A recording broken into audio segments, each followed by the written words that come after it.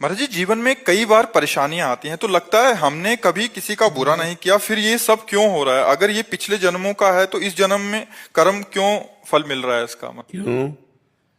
फसल आपने बोई है तो काटना आपको ही पड़ेगा, कोई दूसरा थोड़ी काटेगा।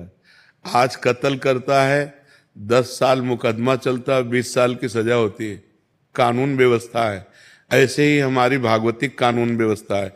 भीष्म जी सरसैया पे पड़े हुए हैं और भगवान से कहते हैं कि मैं 70 जन्म तक देख रहा हूं अपनी दिव्य दृष्टि से, मैंने ऐसा कोई पाप नहीं किया जो मुझे ये दंड मिले कि 6 महीना बाणों की सैया पर। तो भगवान ने कहा 100 के ऊपर चलो। एक बार आप राजा थे और एक सांप को उठा करके बबूल के पेड़ में बड़े बड़े कांटों में ऐसे डाल दिया और वो 6 दिन तक तड़प तड़प करके मरा। उसी का परिणाम आपको 6 महीने बाणों की सैया में। तो एक बार किसी एक आदमी का कत्ल किया तो उसको 50,000 जुर्माना या 1 लाख जुर्माना और आजीवन सजा, क्या दंड मिलते हैं? नहीं मिलते। तो हमारे तो न जाने कितने पाप हैं। अब कौन ऐसा शरीरधारी है जो झूठ नहीं बोल रहा? कौन ऐसा शरीरधारी जिससे पाप नहीं हो रहा? ये तो बात कह देना कि हमसे तो कोई गलती ही नहीं हुई, हमसे तो कोई पाप ही नहीं हुआ, ये बिल्कुल हम अविवेकपूर्ण मानते हैं। नहीं, ऐसा नहीं है। हम सबसे गलतियां होती हैं और उसी भगवान के दरबार में अन्याय नहीं है, क्योंकि वहां किसी के गवाही की जरूरत नहीं है।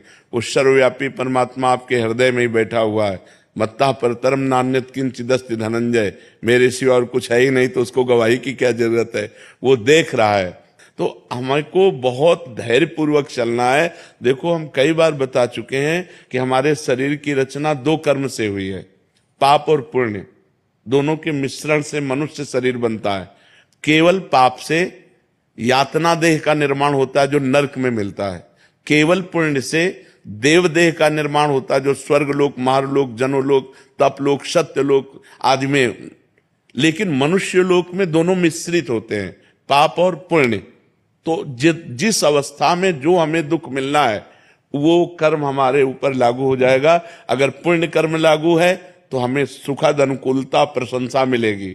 अगर पाप कर्म लागू है तो दुख, प्रतिकूलता, निंदा मिलेगी। वो हमारी वैसी बुद्धि हो जाएगी, जैसी हो भवतव्यता तैसी बने सहाय, आप ना आवे ताहि पे ताहि तहां ले जाए। अचानक आपसे ऐसी क्रिया बन जाएगी कि आपकी निंदा होगी, आपकी अवहेलना होगी।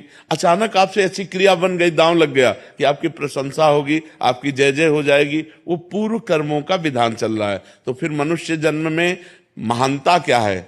अब नवीन हमसे पाप न होने पावे, अब नवीन कर्म